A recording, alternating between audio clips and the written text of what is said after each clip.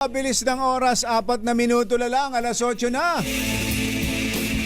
Alamin nga natin ang unang gabi sa BJMP. Ni Pastor Apollo Kibuloy, kumustahin natin? RH52, Edniel Parosa. Kami na Edniel.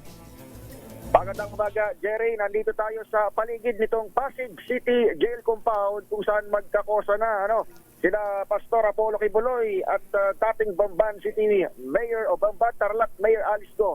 Pero syempre magkahiwalay. Naging normal naman ang sitwasyon sa Pasig City Jail sa Magdamag kasabay nitong unang gabi rito ng religious leader. Ayon kay Jail Superintendent J. Rex Bustinera, tagapagsalita ng BJMP, wala na italang ang toward incident sa male dormitory ng Pasig kung saan opisyal na nga na-turn over ang kustodiya ng religious leader. Pero matapos mailipat ng Philippine National Police si Kibuloy, ganap na eksakto alas 5:05 ng hapon kahapon, hindi agad dinala sa normal na selda ang akusado sa qualified human trafficking. Kinumpirma sa atin ni Bustinera na ipiniit muna si Kibuloy sa classification cell kung saan dinadala yung mga bagong kosa na tila nagsisilbing quarantine.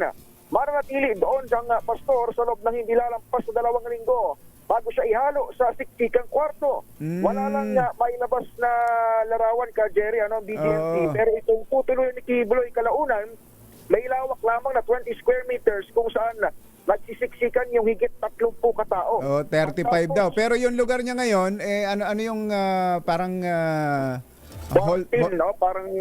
Parang classification siya lang pinaka-termino ka, Jerry. Mag-isa lang siya doon?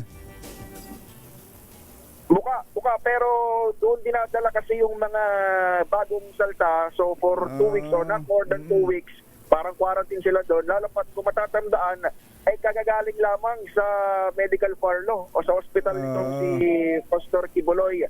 Nauna nang ipinaliwanag ng PNP sa pahagi ni Police Brigadier General Gil Pardo na ipinatuloy lamang ng Pasig RTC yung nabalam noong transfer ng KOGC head dahil tapos naman na umano ang gampanin ng pulisya habang naka-medical furlough itong pastor. Paglabas kahapon sa Philippine Arts Center, inilaagad si Kibuloy sa Pasig BJMP at hindi na idinaan pa sa PNP Custodial Center.